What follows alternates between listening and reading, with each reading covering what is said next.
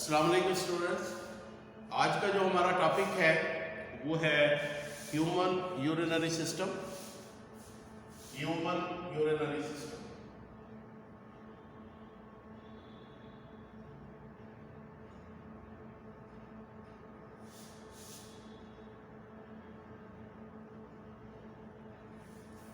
Human urinary system में हम दोनों पार्ट्स डिस्कस करेंगे। I mean the structure of kidney and the structure of nephron as well. So we will discuss the both of them in this video. और human urinary system की बात करें तो human urinary system कुछ इस तरह से होता है कि ये अगर फर्ज करें हमारे पास ह्यूमन बॉडी है तो ह्यूमन बॉडी में जो यूरिनरी सिस्टम है ये चेस्ट कैविटी है, ये चेस्ट कैविटी, और उसके नीचे जो है वो एब्डोमिनल कैविटी। ये एब्डोमिनल कैविटी और एब्डोमिनल कैविटी के अंदर यानी ये हमारा जो स्पाइन है यानी जिसको हम वर्टिब्रल कॉलम कहते हैं, ये वर्टिब्रल कॉलम जो है इसके दोनों साइड पर एक एक किडनी होता है। यानी ह्यूमन यूरिनरी सिस्टम जो है वो अ पेयर ऑफ किडनीज पर मुश्तमिल होता है, यानी दो किडनीज पर मुश्तमिल होता है। और ये दोनों किडनीज जो हैं ये हमारी ये जो रिब्स हैं यानी जो रिब्स हैं ये थोरैसिक रीजन के अंदर, इन रिब्स के नीचे लंबर रीजन में होता है। और दो किडनीज ह्यूमन में होते हैं। किडनी का स्ट्रक्चर कुछ इस तरह से थे, जैसे आप देख रहे हैं इट्स ए बीन शेप, यानी ये लोबिये की शक्ल के होते हैं इस तरह से बीन शेप। और यहाँ पे एक डिप्रेशन होता है और इस डिप्रेशन को हम कहते हैं हाइलस।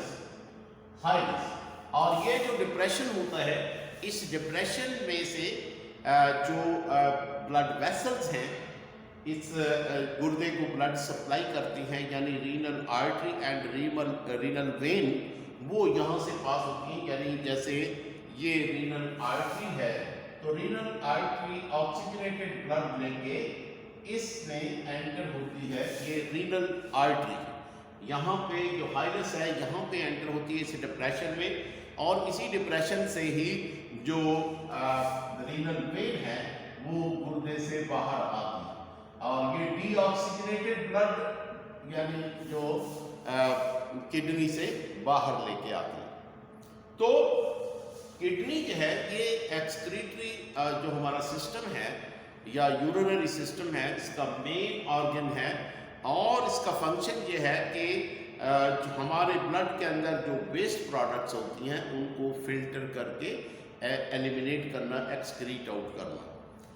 जैसे कि हमने शुरू में पढ़ा था स्टार्ट में कि हमारे जो हमारी डाइट है उसके अंदर जो प्रोटीन पार्ट है, हमारी डाइट का जो प्रोटीन पार्ट है, जब ये डाइजेस्ट होता है, प्रोटीन जब डाइजेस्ट होती है तो अमाइनो एसिड्स बनते हैं, यानी अमाइनो एसिड्स। और अमाइनो एसिड का स्ट्रक्चर जैसे कि आप जानते हैं इसके एक तरफ जो है कार्बोक्सिलिक ग्रुप होता है, दूसरी तरफ अमाइनो ग्रुप होता है, ठीक है।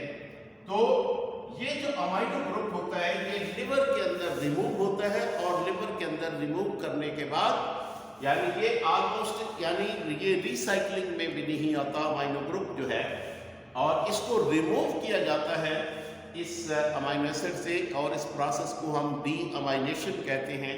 डी अमाइनेशन में यानी इस अमाइनो ग्रुप को रिमूव किया जाता है लिवर के अंदर, और उसके बाद क्या होता है कि इस अमाइनो ग्रुप को अमोनिया में कन्वर्ट किया जाता है, और अमोनिया से फिर यूरिया में कन्वर्ट किया जाता है, जो कि आपने ऑलरेडी पढ़ा है यूरिया साइकिल। यूरिया साइकिल में अमोनिया को यूरिया में कन्वर्ट किया जाता है, बिकॉज अमोनिया जो है ये हमारी बॉडी के लिए टॉक्सिक है, और जो यूरिया है ये इससे कहीं लेस टॉक्सिक है, इसलिए अमोनिया को यूरिया में कन्वर्ट किया जाता है। तो ये यूरिया जो है ये लिवर के अंदर बनता है, लेकिन उसको ब्लड स्ट्रीम में डाला जाता है और ब्लड के अंदर वो सर्कुलेट करता रहता है। और ब्लड में यानी ये एक तो जो ब्लड का जो ऑस्मोटिक प्रेशर होता है उसमें भी रोल प्ले करता है, but it's a waste product, it's a nitrogenous waste product and it should be kept at a certain level. यानी ये जहन में रखें कि यूरिया को बॉडी से बाहर निकालने का कतई ये मतलब नहीं है कि हमारी बॉडी में ज़ीरो यूरिया होता है। नो, यूरिया हमारी बॉडी में होता है, हमारे ब्लड में, पर एक सर्टेन लेवल तक होता है, उससे आगे नहीं। जब उससे आगे जाएगा तो उसको जो हमारी किडनी है ये फिल्टर करेगी और बॉडी से एलिमिनेट कर देगी। तो हमारा यूरिनरी सिस्टम 2 किडनीज के ऊपर मुश्तमिल होता है। और जब इसको ये जो किडनी है इसका अगर आप साइज जो है वो इमेजिन करना चाहिए कि इसका साइज कितना होता है, तो ये 3 to 4 इंच जो है, यानी जो किडनी होते हैं 3 to 4 इंच लंबे होते हैं।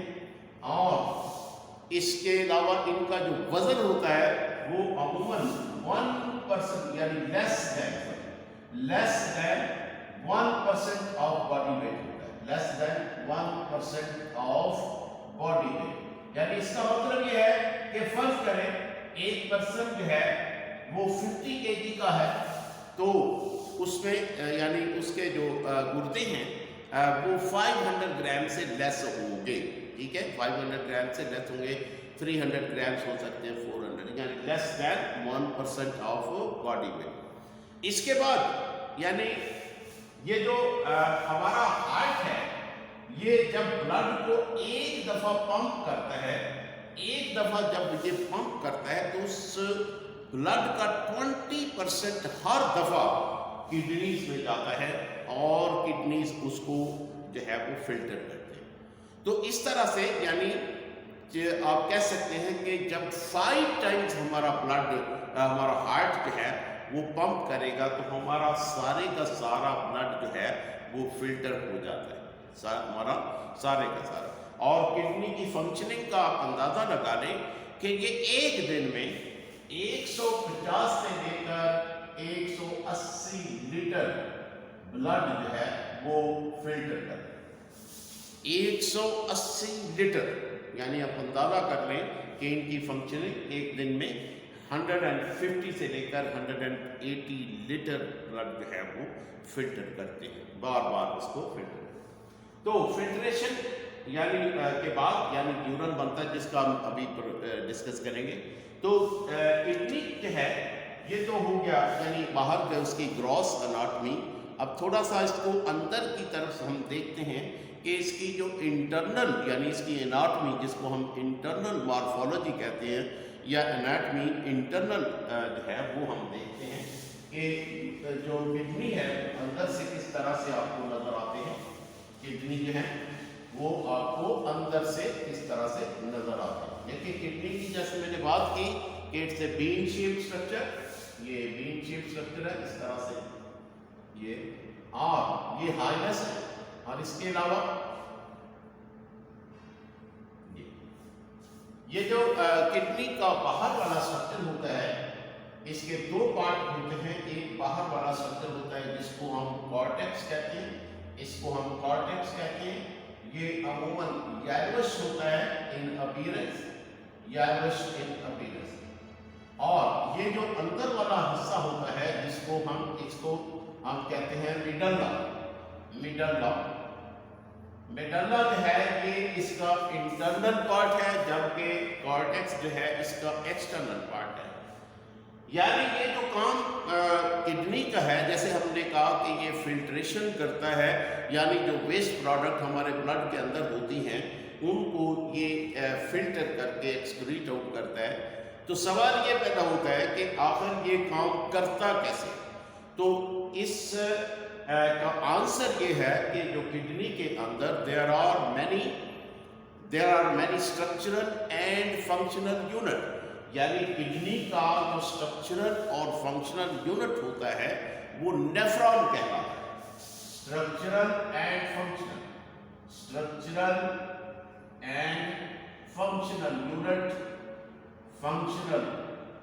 Unit of kidney. Of kidney. Structural and functional unit of kidney को क्या कहते हैं? नेफ्रॉन। नेफ्रॉन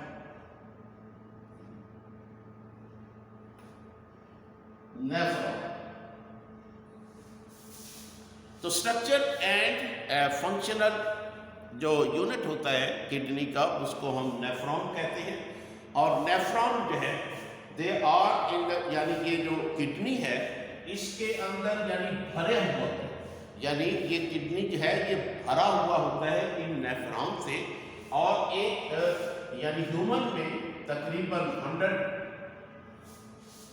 यानी या कह लीजिए 1 to 1.5 million nephrons, 1 to 1.5 million nephrons होते हैं ह्यूमन में या ह्यूमन किडनी में। तो ये नेफ्रॉन्स जो हैं ये असल में गुर्दे का काम करते हैं। इनका स्ट्रक्चर यूनिट जो है वो नेफ्रॉन है, काम नेफ्रॉन करते हैं। और ये जो फंक्शन है ये किडनी का फंक्शन कहलाता है कि जो किडनी का यूनिट, जैसे हमारी बॉडी जो है, हमारी बॉडी के अंदर हजारों सेल्स हैं, लाखों बल्कि करोड़ों सेल्स हैं, ये यानी जो फंक्शन परफॉर्म करते हैं वो हमारी बॉडी का फंक्शन होता है। इसी तरह से जो नेफ्रॉन का फंक्शन है वो किडनी का फंक्शन होता है। और नेफ्रॉन्स जो हैं ये इस किडनी के अंदर इस तरह से डिस्ट्रीब्यूटेड हैं सारे। कुछ नेफ्रॉन्स ऐसे होते हैं जो कि इस रीजन में हैं, यानी ये जो इसको हम कॉर्टेक्स कहते हैं, इस रीजन के अंदर जो है ये कुछ नेफ्रॉन्स हैं, इनको कॉर्टिकल नेफ्रॉन्स कहा जाता है, जो कॉर्टेक्स के अंदर मौजूद होते हैं, इनको कॉर्टिकल। और इसके अलावा कुछ न्यूरॉन कुछ नेफ्रॉन्स ऐसे भी होते हैं जो कि यानी कॉर्टेक्स और मेडुल्ला के बॉर्डर पर पाए जाते हैं इस तरह से। और इनका ये जो पार्ट जिसको हम लूप ऑफ हैंडले कहते हैं ये काफ़ी ज़्यादा लंबा होता है, ये काफ़ी ज़्यादा अंदर तक होता है, लंबा होता है, ठीक है। इनको हम जस्टा मेडुलरी नेफ्रॉन कहते हैं, जस्टा मेडुलरी नेफ्रॉन। ये जो जस्टा मेडुलरी नेफ्रॉन है, जस्टा मेडुलरी नेफ्रॉन, जैसे मैंने कहा कि एक तो ये है कॉर्टिकल नेफ्रॉन और दूसरा है juxtamedullary. Juxtamedullary nephron are present on the border of the cortex and medulla and they are used for the production of concentrated urine। यानी जब बॉडी के अंदर डिहाइड्रेशन हो, पानी की कमी हो, तो ये नेफ्रॉन जो कि अमूमन 30% के करीब होते हैं और ये जो हैं ये 70% के करीब होते हैं।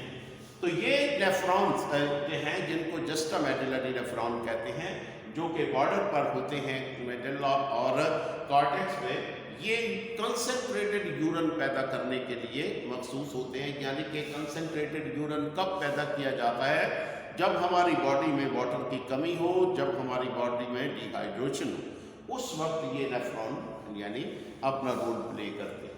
तो दो तरह के नेफ्रॉन्स होते हैं, जैसे मैंने कहा तीन में ये भी डिफरेंस है कि इस नेफ्रॉन का जो लूप ऑफ हैंडले होता है ये थोड़ा छोटा होता है, because they produce dilute urine. और ये जो है इसका, क्योंकि जो रीअब्जॉर्प्शन का अमल है जो अभी हम पढ़ें, वो इस रीअब्जॉर्प्शन ऑफ वाटर का अमल जो है वो ये लूप ऑफ हैंडले करता है, जिसके अभी हम स्ट्रक्चर पढ़ेंगे। तो ये जो यानी नेफ्रॉन्स होते हैं, जैसे आप देख रहे हैं कि ये नेफ्रॉन है, इसकी ये डक्ट जो है यानी इस नाली में ये अपना यूरिन, जब यूरिन इसके अंदर प्रोड्यूस होता है तो ये इस नाली में डाल देता है, जिसको हम कलेक्टिंग डक्ट कहते हैं, कलेक्टिंग डक्ट, कलेक्टिंग डक्ट। और ये कलेक्टिंग डक्ट जो है इसमें एक नहीं बल्कि बहुत सारे नेफ्रॉन्स अपना यूरिन डालते हैं। ये सारी कलेक्टिंग डक्ट कहाँ आ जाती हैं? यहाँ पे आ जाती हैं। ये सारी कलेक्टिंग डक्ट जितनी भी होती हैं इस रीजन में आ जाती हैं और एक सैक लाइक स्ट्रक्चर, यहाँ पे एक सैक लाइक स्ट्रक्चर होता है जिसमें सारा यूरिन इकट्ठा होता है। यानी ये जो जितने भी नेफ्रॉन्स हैं ये अपना सारा यूरिन प्रोड्यूस करके कलेक्टिंग डक्ट्स में डालते हैं। ये कलेक्टिंग डक्ट्स जो होती हैं ये इस स्ट्रक्चर में आके अपना सारा यूरिन डाल देती हैं और इसको हम कहते हैं पैलस या रीनल पैलस। रीनल पैलस, रीनल पैलस, ठीक है। रीनल पैलस में जो यानी जब ये यूरिन इकट्ठा हो जाता है तो यहां से एक नाली निकलती है जिसको हम कहते हैं यूरेटर। यूरेटर, तो ये नाली जो है इस पेशाब को इकट्ठा करके, इस यूरिन को इकट्ठा करके इस सैक लाइक स्ट्रक्चर में डालती रहती है। इस सैक लाइक स्ट्रक्चर को हम क्या कहते हैं? इस सैक लाइक स्ट्रक्चर को कहते हैं urinary bladder. Urinary bladder, bladder urinary bladder है और ये जो है ये यूरिन। और उसके बाद क्या होता है कि ये जो यूरिनरी ब्लैडर है यहाँ पे जो यूरिन है या पेशाब जो है वो जमा होता रहता है और उसके बाद क्या होता है कि यहाँ से एक नाली के जरिए से, एक बारीक नाली जिसको हम क्या कहते हैं? यूरिथ्रा। यूरिथ्रा के जरिए से इसको यूरिन को जो है बॉडी से बाहर पास आउट कर दिया जाता है। अब ये जो यानी यूरिनरी ब्लैडर है और ये जो यूरिथ्रा है, इसके जंक्शन पर यहाँ पे there are muscles, there are muscles, यानी इसको यूरिथ्रल मसल्स कहते हैं। ये मसल्स जो हैं ये क्या काम करते हैं कि जब हमें पेशाब आता है तो और हमें महसूस हो जाता है नर्व्स के जरिए से कि हमें पेशाब आ रहा है, यूरिन आ रहा है, लेकिन फिर भी हम उसको दबा लेते हैं। कितनी देर के लिए दबाए रखते हैं? कैसे? इन मसल की वजह से, इन मसल के, और जैसे ही हम इन मसल को रिलैक्स करते हैं यूरिन बाहर निकल जाता है। तो ये मसल जो है यूरिन के फ्लो को या को रोकने, यूरिन के फ्लो को कंट्रोल करने के लिए यूज होता है। अच्छा, उसके बाद ये है कि ये जो इसका बाहर यानी जो बिल्कुल आखिर, ये जैसे कहते हैं कि जो फाइनल सुराख है जहाँ से यूरिन रिलीज होता है, इसको हम यूरिथ्रल ऑरिफिस कहते हैं। Urethral orifice, urethral orifice. ये जो यूरिथ्रल ऑरिफिस, ये जो फीट में जो मेल होता है, मेल में ये काम में होता है जो पीनस का बिल्कुल एंड होता है, पीनस के एंड के ऊपर ये होता है, पीनस के बिल्कुल एंड पर होता है। ये जब ये पीनस है तो पीनस के एंड पर ये जो है इसको यूरिथ्रल ऑरिफिस कहते हैं। लेकिन फीमेल में थोड़ा सा ये मामला मुख्तलिफ होता है कि फीमेल जो है, फर्ज करेंगे फीमेल का एक गुर्दा है, ये दूसरा है, यानी यहाँ से यूरेटर आता है और यहाँ से भी यूरेटर आता है और यहाँ पे आके ये यूरेटर आके ये जो है ये यूरिनरी ब्लैडर, यूरिनरी ब्लैडर, और यहाँ से एक जो है नाली जिसको हम यूरिथ्रा कहते हैं, ये यूरिथ्रल ऑरिफिस पे जाके खुलती है। लेकिन इसके नीचे जो है ये बिल्कुल यहाँ पे वजाइनल ओपनिंग होता है, यानी फीमेल के अंदर दो सुराख होते हैं। एक सुराख में होता है कि ये किसके लिए? वजाइना में, यानी रिप्रोडक्शन के लिए। यहाँ पे जो इंटरकोर्स के दौरान जो पीनस होता है वो अपना स्पर्म जो है वो इस नाली में एंटर करता है, जबकि जो ऊपर वाला ऑरिफिस होता है ये यूरिन के लिए होता है। यानी फीमेल में दो ओपनिंग होते हैं जबकि मेल में एक ही ओपनिंग होता है जिसको यूरिथ्रल, जहाँ से जो यूरिन है वो बॉडी से पास होता है। तो ये था यानी ह्यूमन जो है ह्यूमन यूरिनरी सिस्टम। अब हम बात करेंगे कि हमने ये कहा तो है कि ये जो यूनिट है, ये जो यूनिट है जिनको हम नेफ्रॉन कहते हैं, ये सारा बॉडी बनाते हैं, बॉडी बनाते हैं किसकी? किडनी की। और ये किडनी का स्ट्रक्चर एंड फंक्शनल यूनिट है। सवाल ये पैदा होता है कि ये यानी यूरिन फॉर्मेशन होती कैसे, ये जो यानी यूरिन बनता है ये कैसे बनता है, और ये कि ये जो नेफ्रॉन है इसका स्ट्रक्चर किस तरह का होता है। तो ये हम अभी दोनों चीज़ें डिस्कस करेंगे। सबसे पहले हम बात करेंगे कि नेफ्रॉन का स्ट्रक्चर किस तरह का होता है, और फिर उसके बाद हम बात करेंगे कि इसका जो यूरिन फॉर्मेशन कैसे होती है। ठीक है, यूरिन फॉर्मेशन कैसे होती है। पहले हम स्ट्रक्चर ऑफ नेफ्रॉन की बात करेंगे। Structure of nephron, structure of nephron.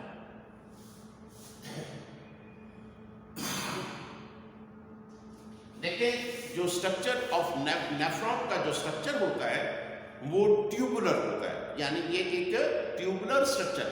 और इस ट्यूबुलर स्ट्रक्चर का जो एंटीरियर एंड है, यानी यहाँ पे ये बिल्कुल एक प्याला नुमा शेप होती है इस तरह से। यानी ये जो इसका एंटीरियर एंड है, यानी जहाँ से ये नेफ्रॉन स्टार्ट होता है, ये एक प्याला नुमा स्ट्रक्चर होता है जिसको हम बोवेन्स कैप्सूल कहते हैं। बोवेन्स कैप्सूल। बोवेन्स एक साइंटिस्ट का नाम था जिसने सबसे पहले इसको डिस्कवर किया था। उसका नाम था विलियम बोवेन, जिसके नाम पर इसका नाम रखा हुआ है। अब ये जो स्ट्रक्चर है, इसकी जो वॉल्स हैं ये एपिथेलियल सेल से बनी हुई हैं। याद रखें, ये सिंगल सेल से बनी हुई हैं और ये epithelial cell. These are epithelial cells. These are epithelial cells. ये epithelial cell से बनी हुई है जो इसकी walls है, epithelial। उसके बाद ये जो इसका अगला हिस्सा है यहाँ पे, इसको हम ये है ये कन्वोल्यूटेड होता है। कन्वोल्यूटेड का मतलब है कि बलदार होता है, यानी इस तरह से ये बलदार, ठीक है। इसमें बेंट पड़े हुए बलदार, और उसके बाद ये जो है ये बिल्कुल सीधा हो जाता है इस तरह से। इसके बल वगैरह जो है ये खत्म हो जाते हैं। ये वाला हिस्सा जो इसके जो बलदार है, ये तो हो गया बोवेन्स कैप्सूल। ये जो बलदार हिस्सा है इसको हम कहते हैं प्रॉक्सिमल कन्वोल्यूटेड ट्यूब्यूल, और इसको पीसीटी भी कहते हैं। शॉर्ट में इसको हम पीसीटी भी कहते हैं। प्रॉक्सिमल कन्वोल्यूटेड ट्यूब्यूल को पीसीटी भी कहते हैं। इसी तरह से ये जो जब सीधा हो जाता है, नीचे आता है, नीचे आके फिर उसके बाद यही नाली जो है ऊपर जाती है, इस तरह से ऊपर जाती है। तो ये जब ऊपर जाती है, ठीक है, और इस तरह से ये एक यू शेप ट्यूब बनाती है। यू शेप ट्यूब यानी ट्यूब बनाती है, यू शेप इस तरह से। तो इस यू शेप ट्यूब को हम लूप ऑफ हेनले कहते हैं। Loop of Henle. ये जो हेनले है ये भी एक साइंटिस्ट था जिसने ये स्ट्रक्चर इसका डिस्कवर किया था। उसी के नाम पर इसको हम लूप ऑफ हेनले कहते हैं। उसके बाद ये दोबारा से ये जो ट्यूब्यूल है ये दोबारा से यानी इस तरह से ये कन्वोल्यूटेड हो जाती, बल खाती, यानी इस तरह से कर रहे, यानी ये फिर से ऐसे कन्वोल्यूटेड हो जाती। जब कन्वोल्यूटेड हो जाती है तो इसको हम कहते हैं डीसीटी, यानी distal convoluted tubule. Distal convoluted tubule, distal convoluted tubule, convoluted tubule, ठीक है। उसके बाद यहां से यानी ये जो ट्यूब्यूल है ये अपना यूरन जो है, जो इसके अंदर यूरन बनेगा वो एक कलेक्टिंग डक्ट के अंदर डाल देगी। यहां पे एक इंपॉर्टेंट बात याद रखें, इसको क्या कहेंगे? Collecting duct. कलेक्टिंग डक्ट, ये है कलेक्टिंग डक्ट। और जब मैं आपको बताने लगा था कि ये बात ज़हन में रखें कि जो कलेक्टिंग डक्ट होती है ये नेफ्रॉन का हिस्सा नहीं, यानी नेफ्रॉन यहाँ तक ही है, कलेक्टिंग डक्ट जो है वो नेफ्रॉन का हिस्सा नहीं है। अब हम बात करेंगे इसके मुख्तलिफ, यानी ये तो यानी हमने स्ट्रक्चर तो बना लिया, अभी आपको थोड़ी बहुत समझ आ गई होगी, थोड़ी नहीं आई होगी। समझ अब आएगी जब हम इसकी फंक्शनिंग की बात करेंगे, यानी यूरन फॉर्मेशन की बात करेंगे कि ये स्ट्रक्चर तो हो गया, पर ये स्ट्रक्चर करता कैसे है, यूरन कैसे बनाता है। तो उसको समझने के लिए देखिए वही डायग्राम जो मैंने पहले बनाई थी किडनी की, याद रखें कि ये किडनी है और इस किडनी के अंदर ये जो फाइबस है यानी ये जो डिप्रेशन है, ये इसके अंदर किडनी के जो ब्लड वेसल्स होते हैं यानी कि रीनल आर्टरी और रीनल वेन यानी यहां से एंटर होती हैं, ये जो है रीनल वेन जो है ये इसके अंदर डीऑक्सीजनेटेड ब्लड बाहर आता है और जो रीनल आर्टरी है ये इसके जरिए से ब्लड इसके अंदर जाता है ऑक्सीजनेटेड ब्लड। अब ये जो आर्टरी है, आर्टरी जैसे ही इसके अंदर एंटर होती है तो ये आर्टरी डिवाइड हो जाती है इनटू आर्टेरियोल्स यानी ये आर्टेरियोल्स में डिवाइड होती है, बहुत सारे आर्टेरियोल्स। और कितने आर्टेरियोल्स यानी कि जितने इसमें नेफ्रॉन्स होते हैं उतने ही आर्टेरियोल्स होते हैं। अगर 1 मिलियन नेफ्रॉन्स हैं तो इसके अंदर आर्टेरियोल्स कितने होंगे? 1 मिलियन, क्योंकि हर एक नेफ्रॉन के लिए हमें एक आर्टेरियोल चाहिए। कैसे कि ये जो आर्टेरियोल है, अब ये जो स्ट्रक्चर है नेफ्रॉन का ये यहाँ पे प्रेजेंट है, यहाँ पे प्रेजेंट है। अभी मैंने आपको बताया है कि ये नेफ्रॉन जो हैं ये कॉर्टेक्स रीजन में होते हैं या फिर जस्ट मेडुलरी नेफ्रॉन यानी जो बॉर्डर पर होते हैं कॉर्टेक्स और मेडुलर। तो अब फर्क करें, यहाँ पे नेफ्रॉन है, ये वाला नेफ्रॉन जो है यहाँ पे, तो ये वाला जो आर्टेरियोल है वो इस नेफ्रॉन के अंदर एंटर होगा, यानी यहाँ से ये जो आर्टेरियोल है इस तरह से आर्टेरियोल जो है वो बोमेन कैप्सूल के अंदर एंटर होता है। ये इसको हम कहते हैं एफरेंट आर्टेरियोल, ए से AFFEREN एफरेंट आर्टेरियोल जो एंटर होता है। और एंटर होने के बाद यहाँ पे ये बारीक कैपिलरीज में डिवाइड हो जाता है, यानी इस तरह ये कैपिलरीज में डिवाइड होता है और डिवाइड होने के बाद ये फिर से सारी कैपिलरीज हैं ये इकट्ठी होकर एक आर्टेरियोल बनाती है। यानी एक आर्टेरियोल एंटर हो रहा है, एंटर होने के बाद यहाँ पे कैपिलरीज में डिवाइड हो रहा है, डिवाइड होने के बाद ये फिर से बाहर निकलता है। जब बाहर निकलेगा तो इसको हम कहेंगे इफरेंट आर्टेरियोल, इफरेंट।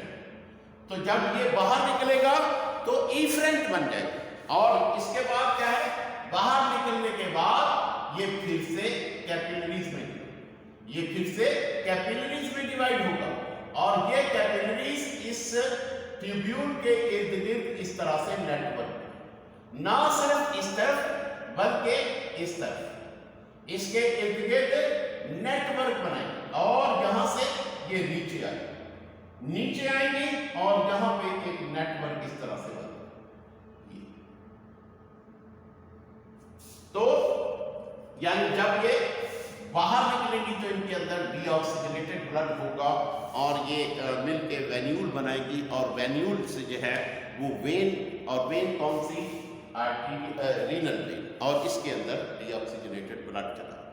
अब देखें कि ये जैसे मैंने कहा कि ये जो क्या इसको कहते हैं नेफ्रॉन, ये किस तरह से यूरिन फॉर्मेशन करते हैं, यानी यूरिन फॉर्मेशन कैसे होती है। तो यूरिन फॉर्मेशन के लिए याद रखें कि there are 3 steps for the urine formation.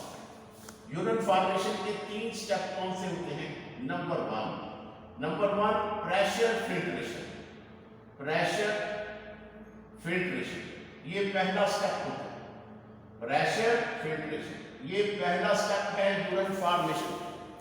और इसमें क्या होता है, देखें, जब पहले ब्लड कहां पे आता है? आर्टरी में, आर्टरी के बाद कहां पे आता है? आर्टेरियोल में। आर्टरी का बोर बड़ा है, यानी इसका जो सुराख है बड़ा है, क्योंकि आर्टरी बड़ा है।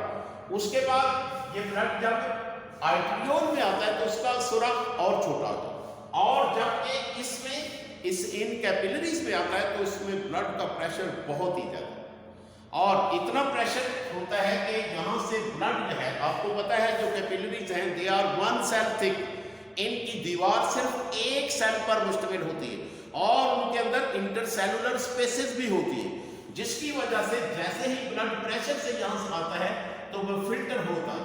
फिल्टर होने के बाद इन सेल्स के, ये जो सेल्स हैं यहाँ पे जो एपिथेलियल सेल है, इनके दरमियान भी बहुत सारी स्पेसेस हैं और इन स्पेसेस के जरिए से जो फिल्टर होता है, ब्लड जो फिल्टर होता है, फिल्टर होके इसमें आ जाता है। जब इसमें आता है यानी कि जो प्रॉक्सिमल कन्वोल्यूटेड ट्यूब्यूल में, तो इसको हम फिल्ट्रेट कहते हैं। इसको क्या कहेंगे? फिल्ट्रेट। ये फिल्ट्रेट बन कह रहा है। इस फिल्ट्रेट के अंदर बहुत सारा जो है मालो असबाब होगा, यानी कि ब्लड में से अमाइनो एसिड्स, ग्लूकोज, आयंस यानी और यूरिया और कुछ साल्ट, ये सारे फिल्टर होके इसमें आए।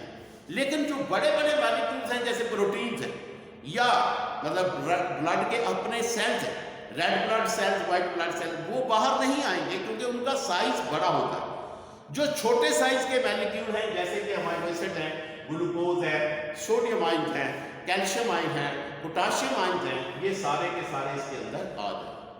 जब यहाँ आएंगे तो ये जो ट्यूब्यूल है, प्रॉक्सिमल कन्वोल्यूटेड ट्यूब्यूल, आप देख रहे हैं इसके इर्द गिर्द कैपिलरी का एक नेटवर्क है। ये कैपिलरी का नेटवर्क क्या करेगा कि इसके अंदर से जो जितने भी यूजफुल चीजें हैं उसको रीअब्सॉर्ब करेगा। यानी यूजफुल चीजें यहाँ पे कौन सी हैं? Amino acids. अमाइनो एसिड याद रखें, ये बहुत ही इंपॉर्टेंट पॉइंट मैं आपको बता रहा हूं। अमाइनो एसिड, दूसरा क्या है? ग्लूकोज, और तीसरा क्या है? Sodium ion. ये तीन चीजें एंट्री वाले याद रखें कि ये जो है प्रॉक्सिमल कन्वोल्यूटेड ट्यूब्यूल, उसमें ये तीन चीजें यहाँ पे तीन चीजें जो हैं ये यहाँ पे एब्जॉर्ब होगी, रीअब्जॉर्ब होगी, और उसके बाद ये जो फिल्ट्रेट है वो इसमें इस तरह से ट्रेवल करेगा नीचे की तरफ। चूंकि इसमें फिल्ट्रेट नीचे की तरफ ट्रेवल करता है, इसलिए हम इस ट्यूब को डिसेंडिंग लूप ऑफ हेनले कहते हैं, डिसेंडिंग लिम्ब कहते हैं। डिसेंडिंग लिम्ब, डिसेंडिंग का मतलब जिसमें जो ये जो फिल्ट्रेट है वो नीचे की तरफ आ रहा है, यानी कि डिसेंडिंग इसलिए कहते हैं कि इसमें जो फिल्ट्रेट है वो नीचे की तरफ फ्लो करता है, इसलिए हम इसको डिसेंडिंग कहते हैं। अब उसके बाद ये ऊपर की तरफ फ्लो करेगा तो हम इसको असेंडिंग कहते हैं। असेंड का मतलब होता है ऊपर जाना, तो ये ऊपर की तरफ करेगा। अब यहाँ पे ये वाला जो हिस्सा है, यहाँ पे दो चीजें बहुत ही अहम होती हैं। यहाँ पे reabsorption of water and salt, यानी कि जो पानी होता है इसके अंदर इस फिल्ट्रेट में, उसको रीएब्जॉर्ब किया जाता है और साल्ट को एब्जॉर्ब किया जाता है।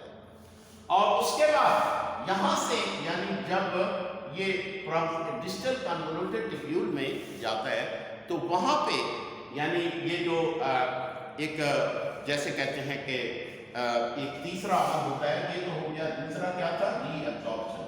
देखिए मैं आपको दोबारा से बताता हूँ कि हमारे पास, हमने कहा कि हमारे पास यूरिन फॉर्मेशन के 3 स्टेप हैं। पहला स्टेप क्या था? प्रेशर फिल्ट्रेशन, जो कि ग्लोमेरुलस, यहाँ पे यानी जब प्रेशर से ब्लड आता है तो यहाँ फिल्टर होता है और ये फिल्ट्रेट यहाँ पे आता है। दूसरा स्टेप यहाँ से स्टार्ट हुआ है और ये स्टेप क्या है? रीअब्जॉर्प्शन, यानी इसके अंदर जितनी भी यूजफुल चीजें थी वो हमने रीअब्जॉर्ब कर ली। कौन सी? Amino acid, glucose, sodium. और उसके बाद जब ये नीचे आया तो रीअब्जॉर्प्शन का अमल जारी है। रीअब्जॉर्प्शन वाटर की, सॉल्ट की, यानी जो जो चीजें बॉडी को चाहिए, अगर उसको ज्यादा पानी चाहिए तो वो ज्यादा पानी एब्जॉर्ब करेगा, अगर बॉडी को पानी नहीं चाहिए तो वो एब्जॉर्ब नहीं करेगा बल्कि डाइल्यूट यूरिन पैदा करेगा। जब यानी यहाँ पे पहुंच जाता है ये यानी इसके अंदर जो सोल्यूशन है या फिल्ट्रेट है, फिल्ट्रेट यहाँ पे पहुंचता है तो वो यूरिन बन जाता है, क्योंकि उसके अंदर क्या रह जाता है? आ जाके उसके अंदर वाटर रह जाता है, यूरिया रह जाता है, नाइट्रोजन वेस्ट और कुछ आयंस। यानी उसके बाद क्या होता है कि यहाँ पे एक बहुत ही इंपॉर्टेंट अमल होता है जिसको हम कहते हैं tubular secretion. Tubular secretion, tubular secretion क्या है? ये देखिए, ट्यूबुलर सेक्रीशन के यहाँ पे पहुंचते पहुंचते जब यूरिन बन जाता है तो यूरिन की जो पीएच होती है वो बहुत ही मैटर करती है कि यूरिन की पीएच। अगर यूरिन हाईली एसिडिक हो तो वो आपकी जितनी भी जो यूरिनरी ट्रैक है इसको बर्न कर देगा, इसको यानी डैमेज कर देगा हाईली। तो क्या होता है कि इस एरिया में यानी ये जो डिस्टल कन्वोल्यूटेड ट्यूब्यूल है इसके अंदर ट्यूबुलर सेक्रीशन होती है जो कि यूरिन की पीएच को सेट करती है। यूरिन की पीएच अमूमन 6 होती है, 6 के आसपास होती है। तो ये इसका मतलब ये है कि ये स्लाइटली एसिडिक होता है। पर अगर के इससे ज्यादा एसिडिक हो जाए तो हमारे यानी टिश्यूज को डैमेज। तो क्या होता है कि ये जो डिस्टल कन्वोल्यूटेड ट्यूब्यूल है यहाँ पे आयंस की सिक्रीशन होती है, यानी हाइड्रोजन, स्पेशली हाइड्रोजन आयन। तो हाइड्रोजन आयन आपको पता है कि जो है जो पीएच में मेन रोल प्ले करता है वो हाइड्रोजन आयन। यानी पीएच असल में होती क्या है?